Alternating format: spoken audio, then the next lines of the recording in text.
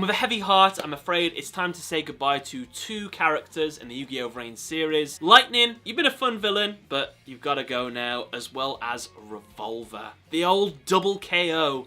I'll be honest, I didn't expect it. I knew that Bowman would get involved in the duel and help Revolver out somehow.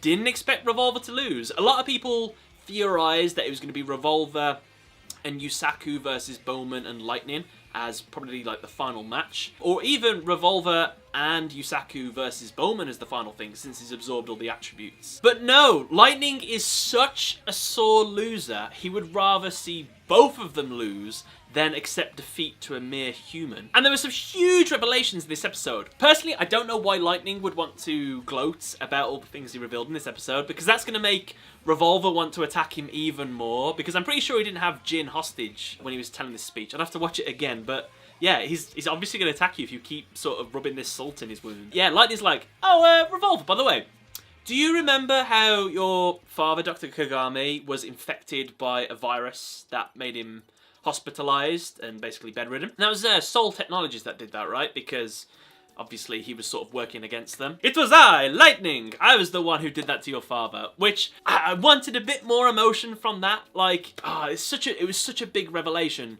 And Revolver was really annoyed and calls him scum and whatever, but I wanted him to be foaming at the mouth. We've never really seen Revolver lose, like, loads of composure. We've seen him, like, upset when his father died, so I kind of wanted the same thing with rage. Because Lightning basically says to him, all that hatred, all that revenge you've had pointed this way, when it all should have been pointed right at me.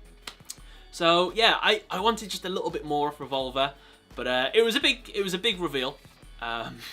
So it makes Lightning that much more of an absolute scumbag. And not even just that as well, actually. There was another reveal which I thought no one reacted to as much as I reacted to it. And I think if Jin's brother was there as well, Kusanagi, then he would have probably been like literally frothing at the mouth. So it turns out Lightning, he realized very early on that he could access the data of the Lost Incident people. And he noticed that Jin was in there. He's like, oh, look, there's this guy. Let's have some fun, shall we? So every time Jin would lose a duel, get electrocuted, pass out, every time he'd wake up, he'd make sort of this vision happen where people come to rescue him. He'd smile. He's like, oh, I'm saved. And then he'd traumatize him by turning him into like skeletons or just ripping that hope away from him. It's exactly the same thing that happens in Game of Thrones. It's what happens to Reek, Theon Greyjoy. They give him opportunities where it seems like he's been saved, just to sort of just mentally traumatize him. Lightning says that I think I did it a bit too much as well, because I kind of broke his soul. So it seems as if Jin might be like completely done for, really. Like, no matter what happens at the end of the series, I don't think he'll ever be the same person that he once was. So out of all the people that have suffered the most out of the Lost Incident, it was probably definitely Jin.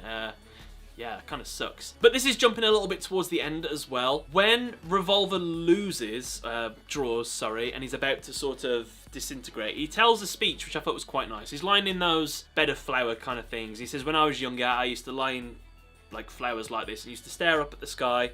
And what was his exact quote? Because it was quite nice. He said he used to be excited about the world that spread before his eyes. So you can see that Revolver was once just an optimistic young child, but because of the events of the Lost Incident, he too was a victim to it, which completely shaped his future, and he couldn't really focus on anything else apart from revenge, sort of making up for the atrocities that were committed by his father and the AIs and everything. So yeah, Revolver is just as much a victim to the Lost Incident as everybody else as well, because he is not the same person he was back then as well.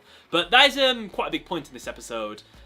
They say that if Revolver was the same person he was like last season, the season before, he would not have hesitated to attack Lightning, who was using Jin and Spectre as his hostages.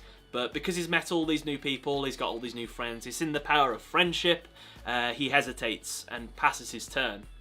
So, no, I thought it was good. It's good character development for him. I don't know whether he would still have attacked in the first season, but I don't know. I mean, he's still pro-life at the end of the day. He still wants humanity to survive. Bowman comes in extremely clutch in this episode. Basically, he's like, Lightning, you've been pretty much a little scumbag. You keep cheating. I want these honourable, fair duels, but you keep interrupting with Windy and now this. So I'm just going to take everything off you.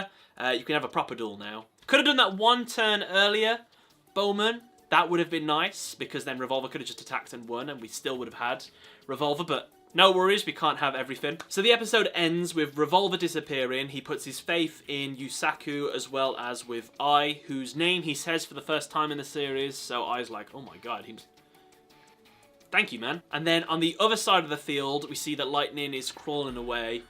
Bowman confronts him. Says quite an interesting line, which to Lightning, that would be like a bit of a slight against him, because he says that all the things you did were horrible, but you did them all to survive. I guess you really were the most human out of all the AIs, because that's quite a human thing to do. Do anything you can to survive. And Lightning's like, just give me one more chance, or just accept my help. You're the future of us, so, you know. And Bowman does accept it. He accepts him, takes in his core, I guess, and so now he has 5 attributes to go up against Yusaku and his dark attributes. So, yeah, I'm kind of excited. I'm kind of excited for this duel. Next episode is Yusaku versus Bowman. There's some weird like spectral blue light going through all the denizens of the VRAINS world at the moment, and I don't really know what that is. And it seems like the fight is going to be moved to just normal VRAINS and maybe not mirror VRAINS. I wasn't too sure if it was going to be a master duel for the final duel, or it's going to be a speed duel, or maybe they'll go from a speed duel into a master duel. I don't know. I'm curious to see what they do. But, yeah, exciting times. I actually don't know how many more episodes we've got left of Yu-Gi-Oh! VRAINS. I kind of would like to know. And I think they will be doing one more season after this one, and that'll be the final season. So I think, probably to wrap things up, it'll be Soul Technologies as the final antagonist of the series, because that Queen woman has not really come into the story. So I'm hoping that's just not a plot point they've just completely forgot about. We don't really know what is happening with Go Onizuka as well. Not that I care too much, because I don't really like what they did with his character.